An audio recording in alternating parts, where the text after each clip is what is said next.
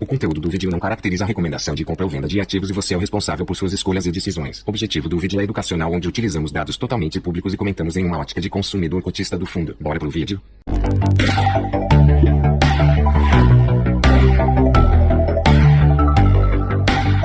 Fala, sardinhada, beleza? Como que vocês estão? Tranquilo? Tô fazendo mais um vídeo pro canal e no vídeo de hoje a gente vai falar aí do quadro Sugestão de Inscritos. E a gente teve uma sugestão aí de um colega que foi do fundo EGAF11, né? É um fundo que ele é agro, né? Ele investe em CRAs, então ele é de papel e ele investe exclusivamente em CRAs. É um fundo que eu não tinha conhecimento, não estava no meu radar, então eu peguei para dar uma lida, para tentar fazer um conteúdo que talvez ajudasse o colega, né? Espero conseguir, pelo menos que for se ajudar em uma informaçãozinha que talvez o colega não tinha ainda visto, não sabia, alguma coisa assim. Já fico feliz, caso não, seja só informações aí que ele já conheça, vai para no intuito de reforçar aí um pouquinho a visão dele, beleza? Então, colega, obrigado aí pelo comentário, pela sugestão, e vamos falar do EGAF. Olhando primeiro a parte de retorno médio desse fundo, tá? Para quem compra ele nos patamares de hoje. O VP por cota do fundo é 98,17, o valor de mercado está 100,49, ou seja, o fundo está com um pouco de ágio, está sendo negociado acima do valor patrimonial, né? 1,02. Por que ele está sendo negociado acima? Porque o mercado ele é rentista, o mercado ele segue a renda. E esse fundo vem pagando um absurdo aqui, ó. Como a gente pode ver, nos últimos 12 meses, ele pagou R$ 20,05, né? É um montante alto. Quando a gente pega esses 12 meses e quebra por 12 e acha uma média disso, né? A média é de 1,71, ok? E aí, quem compra o fundo no patamar que ele está aqui, né, não precisa nem de calculadora, já dá para saber que é 1,7%, mas ainda assim eu fiz aqui o seguinte retorno: 1,7%, anualizado 20,40%, porém um potencial de upside de menos 2,31%. O que significa tudo isso? Tá? Se o fundo continuar conseguindo distribuir essa média de 1,71, quem está comprando ele nesse preço atual está comprando um retorno aí de 1,70 e anualizado de 20,40. Aqui já coloco uma primeira ressalva, né? A gente está atuando com base em dado passado, não significa que ele vai continuar conseguindo entregar essa média, né? Aqui é suposição. Se ele conseguir repetir essa média, a pessoa está comprando isso aqui, tá? De retorno. O upside aqui, que no caso é um downside, downgrade, não sei como que fala, é o que? Se ele voltar para o valor patrimonial, ele está em 100. Se ele voltar para o valor patrimonial, que é 98,17, ele vai estar caindo aí cerca de 2,31%. Então você compra algo que pode te render 1,70 ao mês, mas tem um potencial aí dele voltar para 1 do VP e você perder um pouquinho aí na cotação, beleza? Esses são os retornos do fundo. E vamos então falar um pouquinho do relatório gerencial de fevereiro de 2023 do fundo, primeira leitura que eu faço nesse relatório, e vou tentar destacar alguns pontos que eu vi como relevante que me chamaram a atenção, beleza? Vamos lá. E aí, aproveitando o disclaimer, não é nenhuma recomendação nem de compra nem de venda do EGAF11, eu pego o dado público, que é o relatório, e eu vou comentar neste caso não com uma visão de cotista, mas com uma visão de entusiasta aqui do fundo, até porque, né, se é algo que me chama a atenção, pode cair para o meu radar, beleza? Fevereiro de 2023, relatório recente. Primeiro ponto que já me chamou a atenção aqui, né? Esse é um fundo que ele é do agro, então ele investe aí majoritariamente em CRAs, em certificado de recebíveis do agronegócio. O fundo ele tem uma taxa de administração de 0,2 ao ano sobre o PL e a taxa de gestão de 1% ao ano sobre o PL. Esse é um primeiro ponto que eu já comento, que somado as duas dá 1,20, a gente pode ver que é uma taxa um pouquinho salgada, 1,20 no geral, é um pouquinho salgado aí, inclusive sobre o PL, né? Apesar que, no caso desse fundo ser sobre o PL não é um problema, porque ele está, como a gente pode ver aqui, ele está sendo negociado com ágio, né? Então o valor do PL dele é menor do que o valor que ele está sendo negociado a mercado. Então nesse caso é até vantajoso a taxa sobre o PL, né? Mas ainda assim o percentual aqui não ajuda tanto, né? 1,20 é um percentual um pouquinho alto na minha visão. Eu penso assim, né? Até 1% tudo somado, até 1% eu aceito tranquilo. Tá? Tranquilo, não sei se é a palavra correta, mas eu aceito com mais facilidade. Agora, acima de 1% eu já começo a ficar um pouco com receio. E inclusive esse fundo ele tem taxa de performance, né? 10% do QCD CDI mais 1. Levando em conta que o objetivo dele, a gente vai ver na tela de baixo ali, é CDI mais 5 é alguma coisa, né? Se ele realmente entregar CDI mais 5 alguma coisa, é muito fácil ele bater a performance, né?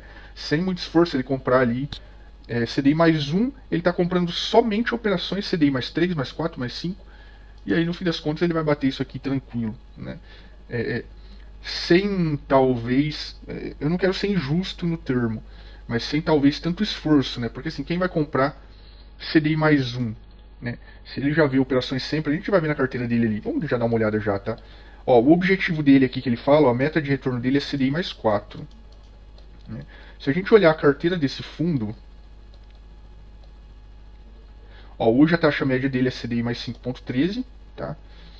E na carteira dele aqui, ó, CDI mais 5, mais 5, mais 4,5, mais 5,5, 5,5, 5, 5,5, 5,75, CDI mais 7, mais 6, 5,5. Então assim, ó, você não vê uma operação CDI mais 1, CDI mais 0 ponto alguma coisa.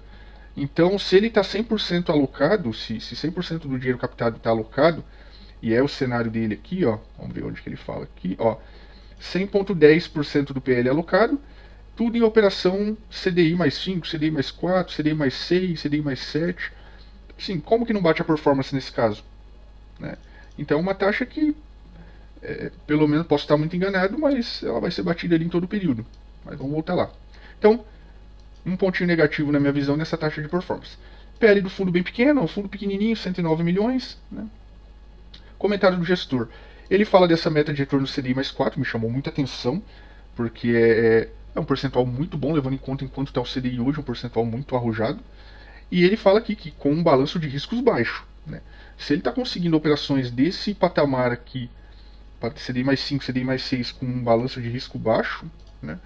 Aí sim, realmente está fazendo um belo de um trabalho. Né? Aí ele fala o que os ativos precisam ter, né, para ser elegível para o fundo comprar. Né? Aí ele fala CDI mais spread, série sênior, com subordinação tal, série única e tal. E ele fala que veda a aquisição de CRA de produtores rurais. Resumo da carteira. Né? No mês de fevereiro, o que eles fizeram? Compraram aí o CRA Pisani, CDI mais 5, no valor de 6 milhões. Que ele fala também que recebeu juros e amortização de algumas operações. Encerrou fevereiro com 109 milhões de PL, uma carteira de 21 papéis, com taxa média de CDI mais 5,25. Mais de 13 culturas, então assim, tem uma diversificação em cultura, eles têm operação em soja, em algodão, e deve ter operação de tudo ali, porque é 13 culturas diferentes, tá? A gente vai ver ali para baixo. E pulverização em mais de 29 mil produtores cedidos fiduciariamente para os CRAs. Então, assim, é uma pulverização aqui muito grande de produtor. Tá? A pauta deles é segurança em primeiro lugar e rendimento em segundo. Então, assim, eu gosto dessa visão de segurança em primeiro lugar. Tá? Aqui ele fala quanto ele entregou 1,38 no mês, equivalente a CDI mais 6,65. Realmente um valor bem legal. E na cota mercado 1,46 contra um CDI de 0,92. Então um desempenho bom aqui no período para esse fundo. Ele é um fundo que é majoritariamente CDI, né, só tem CDI na carteira. Então, enquanto aí que se ele está alta, as taxas estão altas, esse fundo vai surfar muito bem. Tende, pelo menos, a surfar muito bem. Mas quem acompanha a política também sabe que tá uma brigaiada aí, o pessoal da esquerda querendo e criticando todo dia o Banco Central quanto à taxa de juros, então é bom ficar de olho nisso aí. Atualizações públicas, ele fala aqui que fez uma oferta pública, falou captação de 30 milhões, captou 18, né? Não é um percentual ruim, mais de 50%. Aqui as distribuições do fundo, então fevereiro foi 1,20, deu um dividend yield de 1,22, janeiro foi 1,47, deu 1,50 de dividend yield, realmente retornos aqui bem interessantes desse fundo. Né?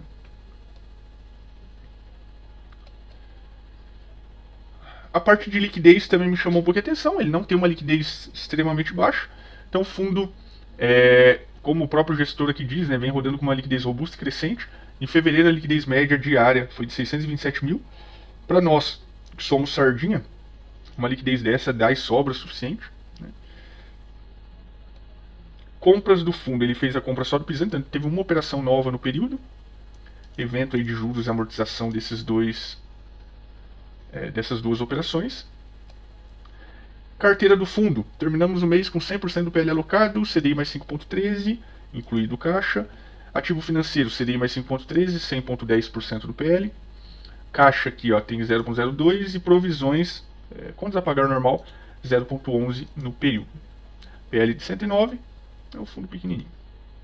O grande problema que eu vejo de fundo pequeno, né, é que eles não conseguem uma diversificação muito grande. A gente já vai ver ali para baixo na carteira dele, né.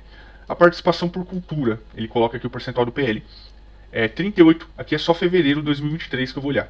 38% em soja, 21% em outros, 18% em milho, 10% café, 2% amendoim, 0,7% sorgo. Aqui por estado, esse daqui eu não acompanho.